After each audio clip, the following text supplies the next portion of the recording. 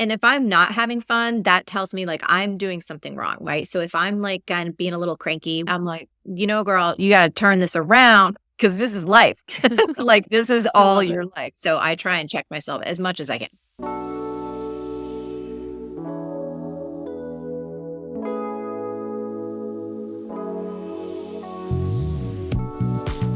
Are you just like crazy busy right now? Are you? I left crazy busy as a general rule probably back in 2020. Like I love I'm that.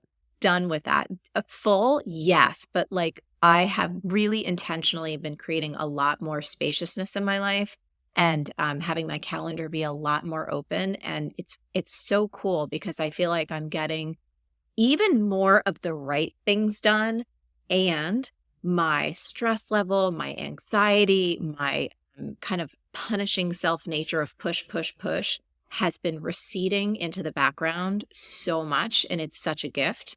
And I feel like my creativity is so much more on fire than it's ever been. And so it's really nice. So it's full, but crazy busy. I was like, oh my God, I've been there, done that, and I'm not doing it again.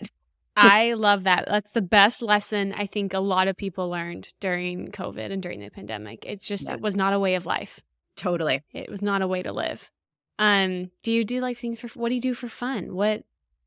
This is probably going to sound really, maybe a little unique, but I really strive to have fun doing everything because I find that if I don't, it can all start to feel like a drudge. And last night, my partner Josh, he wasn't around, and I found myself like tidying up around the house. And I was literally doing a dance in the middle. I was like, oh my God, what? But dance, that speaks to the thing that for me, for fun, is like one of the things that brings me the most joy in the world. So I love to dance as much as possible, go to classes, do it in my house, do it out. And then other things, it's really the simple stuff that I have an obsession with design. By the way, in terms of like fonts and colors and all that stuff, I could spend hours and hours and hours swimming around in that land. I love it. I love the concept though of finding joy in every little thing, because even more everything, you shouldn't need really hobbies. Your hobbies should be everything that brings you joy during the day, which should be ideally every part of your day. Yeah. And if I'm not having fun, that tells me like I'm doing something wrong, right? So if I'm like kind of being a little cranky while I'm making myself lunch, or you know what I mean? Just Yeah. kind of getting into, Hmm. I'm like, girl, you got to turn this around because this is life. Like this is I all love it. your life. So I try and check myself as much as I can. I love it. I love that. Well, I told you we're gonna get right into it. Marie, what is the best advice you've ever gotten? Without a doubt, from my mama, that everything is figureoutable. It's a mantra, it's a directive. For me, it's like my core DNA belief. It is how I live my life. And I will tell you, there is not a day that goes by that there's not some kind of like little shiitake that hits the fan, or do you know what I mean? Like Yeah. something that's going on. And even if it's just minor, that in a moment, I don't have to come back and remind myself, like, oh, this is figureoutable. Like even earlier today, I thought I was going to record being with you from my studio, which is about 20 minutes away in Soho. And then I realized that I missaw what time another meeting got started. And I was like, oh no, I'm going to be doing this from my house. Okay. Like rearrange. And it's just everything is figureoutable has been the one piece of advice that not only has it changed every aspect of my life, but anyone that I tell it to, it winds up changing their life too. Yeah. Well, that, if I'm not mistaken, also happens to be the title of a New York Times bestseller. Yes, you were totally right. So mom really came in, like she really came through with that advice. She I did. th- I like love every time I hear that book title. I'm like, that is the best book title. Yeah. And I feel so honored that I got to shepherd that idea into the world in a book form, because I think so many of our parents, and maybe we have relatives or people that we grew up around that kind of embodied that. And my mom certainly, she taught me more by living it than by necessarily saying it, even though, in my childhood memory, I remember her saying it. It was really, she embodies it. She just grew up as she had nothing more than a high school education. And she grew up in a very challenging set of circumstances. And so it was just in her nature to figure things out and to not let anything stop her, from figuring out how to retile a bathroom to, retiling or refixing the roof when it had a leak, like anything, even as an adult. it's been really funny when she's been at my house. If there's any little thing broken and she'll be like, "Oh no, I can fix. Oh no, I got this." Oh, and I'm like, "Mom, what do you?" So just that really simple spirit of not being afraid of challenges and looking at any problem like it's an opportunity to be creative is such a gift. Yeah. As you've gotten older and matured and gone through your career, what has that everything is figureoutable? How has that transformed from like what you thought it was when your mom was teaching you when you were younger to now? So I think for me, it's helped me continue to get rooted in the fact that the life that I want to live and who I am truly at my core and how I want to express myself, first of all, it's not something that's static. It's something that is constantly fluid and evolving and changing. And it requires me to consistently refigure it out, reconfigure the pieces to stay true to who I am at this point in the journey and to have the courage to say, okay, what are the lessons or the habits or the patterns that I developed in the past that were wonderful and they may have served me before, but I may have outgrown them now. And can I have the courage, kind of like what we were talking about in the beginning, being kind of intensely busy, crazy busy, always busy was such a familiar spot to me. And it was such a pattern that I was in that now it's really nice. I was advising a friend on her company actually and was talking with her and her team. And it just poured out of my mouth. I was like, oh, I've got the time. I was like, you guys let me know if you want my eyes on this particular campaign or this campaign, like just let me know. And I can remember that there was a point not so many years ago where that wouldn't have been true. It would have been like, let me get out my calendar. Do you know what I mean? It would have Yeah. created a sense of stress. And now there's such spaciousness. So I feel like everything is figureoutable now really helps me kind of peer into the future vision of how I want my life to continue to unfold and helps me rearrange the pieces and have the courage to let go of the past so I can step into a bigger future. Absolutely. I think that's beautiful. I also it's funny because the whole not being busy thing sounds so great and it's such a great concept. But I don't know about you, but in my life, I felt like busy is like a badge of honor that people wear almost, especially I think in the United States, our culture is very hustle, hustle, hustle. Yeah. And so I almost get embarrassed sometimes to say that I'm not busy. I think people like to create busyness. Have you felt that stress as well? And how have you like helped yourself and helped other people combat that like, oh, you should actually not be ashamed at not being busy? Yeah. Well, I'll tell you this, it's definitely an inner conflict because I can hear and feel and sense the part of me that is still entrenched in the more that you produce, Marie, the more valuable you are, right? Like if you're not producing this thing next or this big project or whatever, and I even have it with conversation with friends, be like, Marie, what are you working on? I'm like, you know what? I'm working on my renovation. I've got like 12 projects that are with my team right now that we've been putting off for a long time. Not even putting off, there was just other priorities. So there's certain things that kept getting put to the back burner. And so, Christy, I have to check myself to not dip into that place where I could feel guilty because I'm not saying, I had another friends going like, well, is the next book coming out? And I'm like, no, it's not because the idea isn't ready yet. And I can feel the pull or the lure of like, Bad Marie, if you Yeah. were really going, you would have like 5 other books out by now. And then the true me, like my higher self, thankfully, steps up and is like, sit down. You are healthier than ever. You're having more fun than ever. You're feeling stronger than ever. Like this is your experience of life that you've been craving for decades. So I think that for many of us, again, I'll raise my hand for this. I don't think that it is something that we can let go of super easily. And I think it's you really have to feel into and have a level of faith in how do you want your life to feel on a consistent basis? And are you going to be faithful to all of the ideas society has programmed into you? Or are you going to trust your heart? And for me, I've always learned trusting my heart is like my heart's the strongest, wisest part of me. This thing gets me in trouble. That I'm pointing to my head for those Amen. listening on the podcast, right? It's like my egoic mind, my personality-based mind, that thing can drive me bonker pants. But my heart and my soul and my intuition, that always leads me not only to peace, but to joy and abundance and love. So I try my best to stay faithful to that. I love that. I love that. Going back to what you said to your best advice, everything is figure outable.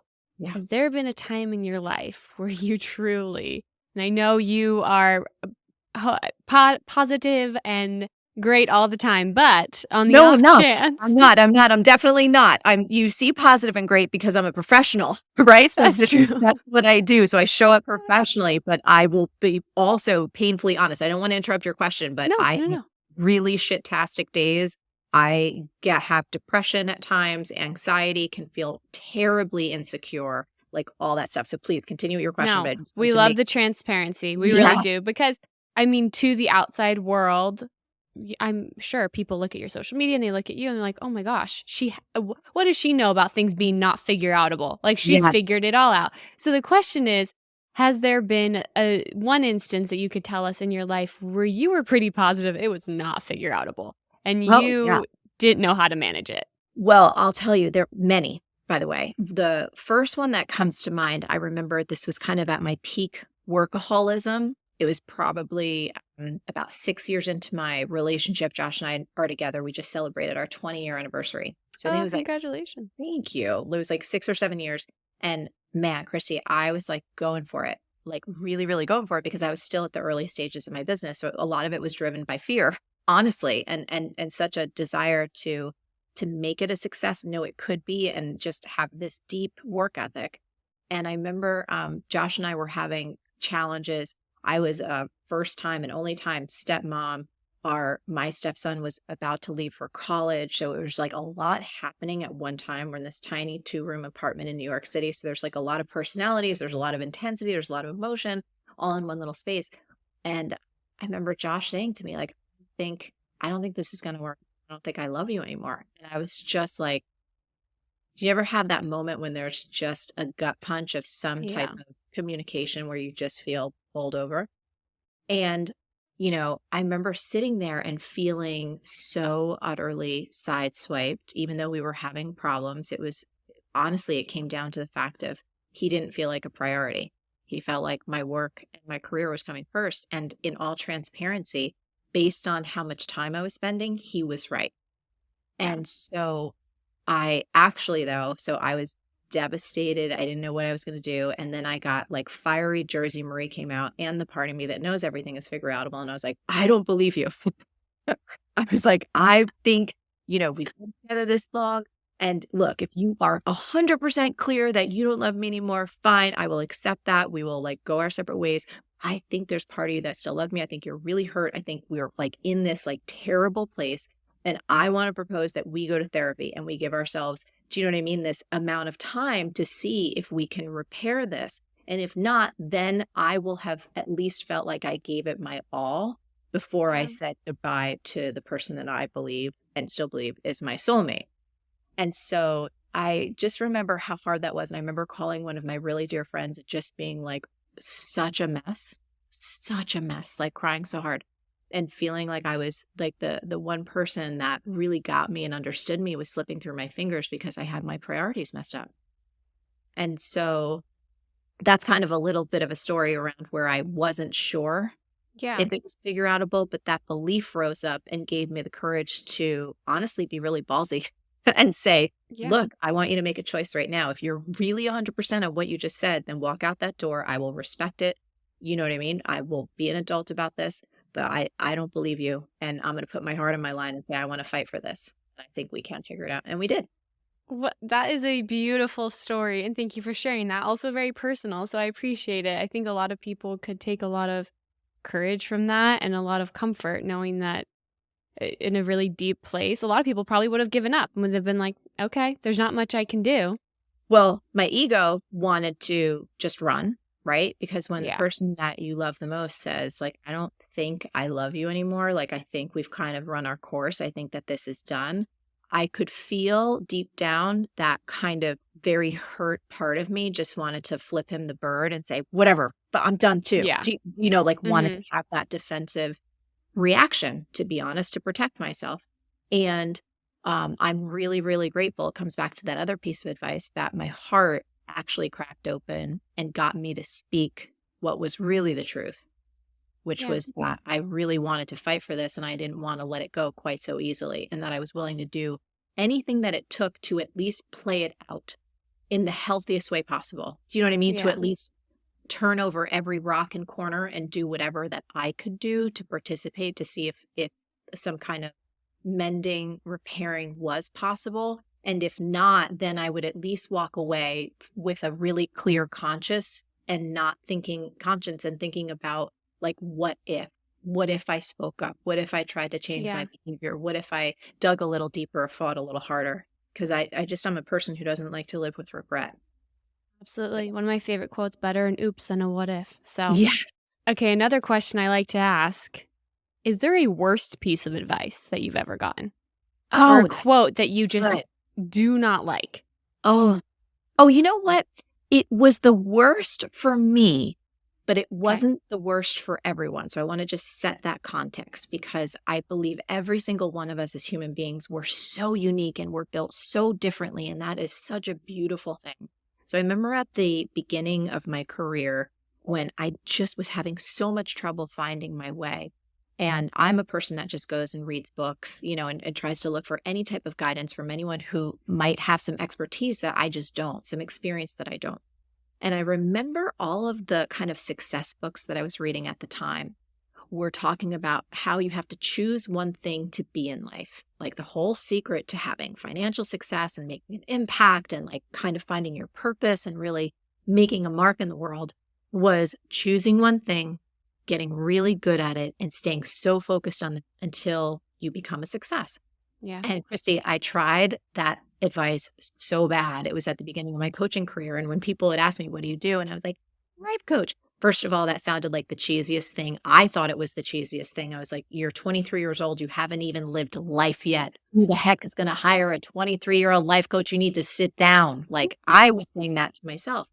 But the bigger part of that was it gave me this opportunity because I realized every time I tried to say I was just one thing, it felt like I was somehow metaphorically cutting off a limb. Like I was making myself fit into this very narrowly defined box that wasn't fit for me.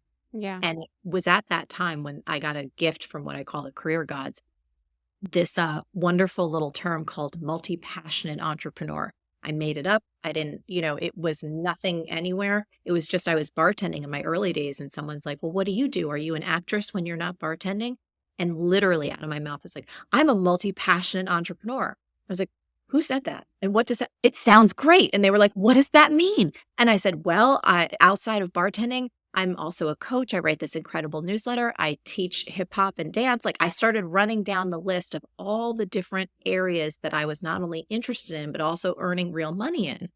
And Christy, so the bad advice was choose one thing, fit yourself into this very little narrow definition, this narrow little box, because it just didn't work for me. I've Yeah. found in my career that there are so many people that are multi-passionate like I am, and they just don't fit into society's definition of like, I am an attorney, or I am a doctor, or I am an artist. Like even that feels too kind of narrow for them. Yeah.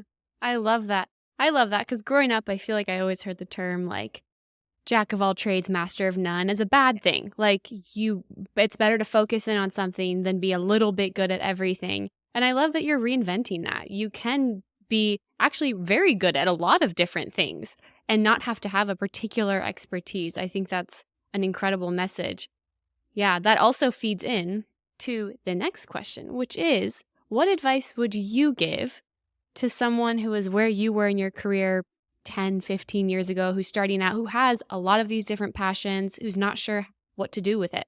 Yeah. Okay. So a couple things on that. One, this is a big, big mission of mine because I feel like our current educational system for most of us doesn't do a very good job of this. Wherever you are, especially if it was me, 10, 15, even like 20 years ago, I would say pay attention to the money. Start making a financial plan to take care of yourself, even if it's just very, very small steps in terms of keeping an eye on your spending, starting to save. If you've got any debt, clear that out just to start building this beautiful pathway. Because as you continue to evolve in your career, you're going to take so many different twists and turns. And even if you're not earning a lot right now, I think most of us underestimate the flow that comes in and out of our hands because we're not doing it consciously. And we don't realize that if you start soon, it can snowball into financial freedom before you recognize it. So that's one thing that I would say. And I would say on a more personal level is to really enjoy the journey. And especially for those of us who are multi-passionate, we cannot choose one specific career right now because it's our time to kind of put our fingers in a lot of different places to feel into what's going to be true for us. It's to know that a point of convergence will happen. You may not be able to see it right now, but in your future, there's going to be a moment where all of these incredible skills and talents and experiences you have, they're going to come together in this beautiful point where you'll look back and go, that's why I was so interested in teaching. This is why I had this obsession with this particular scientific research area. This is why I'm so good talking about X, Y, or Z. And a lot of us, it feels really panicky before we reach that convergent point because we feel so scattered. But most people I know who are multi-passionate, it winds up happening and it's the most beautiful experience of your life. I do love the emphasis too on finances. Clearly on this podcast, on my page, it's a lot more emotional. It's a lot Yeah. more like the things that I truly think do matter. But the fact is money matters in our world and it matters in our lives and it can give us freedom and security. And so I think it's kind of, it's not productive not to focus on it. And I think that was great advice coupled with a more sentimental advice as well. Yeah, it's a practical part of our world as we know it right now. And I have a vision where people can engage with their money. And it's not about a particular amount, but that you can engage with this part of your life with joy and excitement because you feel confident about it. And you don't have to have fear, you don't have to have shame, and you don't have to have guilt. And you can actually engage with your money. And I also teach people this mantra and it shocks them. So just all of your listeners get ready. That I love money. And it's like, I don't love money over my values or over people. But if you think for a second, Christy, about the energy of love, just the energy of love and how healing that force can be when you put love on, let's say, for example, your own body and your health, it is transformative. When you pour more love into any relationship, right? If it's a significant other, if it's with a parent, if it's with a pet, if it's with a child, it doesn't matter. If you pour that pure energy of love in that direction, miracles can happen. And for so long, we haven't given ourselves even the possibility because it's so taboo to pour the energy of love into our financial lives. And for me, I've seen when I've done that, it's changed everything. So many of the limiting beliefs I had from my childhood, so many of the weird conflicts that I just absorbed from our culture and society, so many things that I had trouble with shifted. I gave myself radical permission to actually love money. And in doing so, it freed me up to actually have a loving relationship with every part of my life. It was really cool. I love that. That's beautiful. What should people be keeping up with? What do you want us to go look up, to follow? Let us know. Yeah, we've got some fun stuff. So I'm most active over on Instagram. It's at Marie Forleo. If you want the handbook to becoming a creative power force in your life, go pick up everything as Figureoutable, audiobook, regular book, whatever suits your fancy. It's really good. And I think over at marieforleo.com, we've just got all kinds of great things. There's free resources. If you're a business owner and you want more sales, more profits, and you want to spend less time working, B-School, our program, is amazing. We've had like 80,000 folks start and grow businesses through that thing. It's a powerhouse. If not wanting to be crazy busy is part of what you're like, you know what? I'm kind of done being burned out. We have a program called Time Genius. You can just Google Marie Forleo Time Genius. You'll check that out. When we open it again, you can come see it, but there's lots of free tools along that. And yeah, otherwise, anything else new that's coming out, we'll let you know on the socials or on marieforleo.com. I love it. Well, Marie, you are enigmatic and inspirational and relatable and everything I thought you would be and more. Thank you so much for joining us. Thank you for doing your beautiful work. And thanks so much for having me on your show. I love it, love it, love it. Oh, well, just trying to make the world a better place like you. But thank you so much. Thanks for taking the time. And to all of our listeners, thanks for listening to The Shift.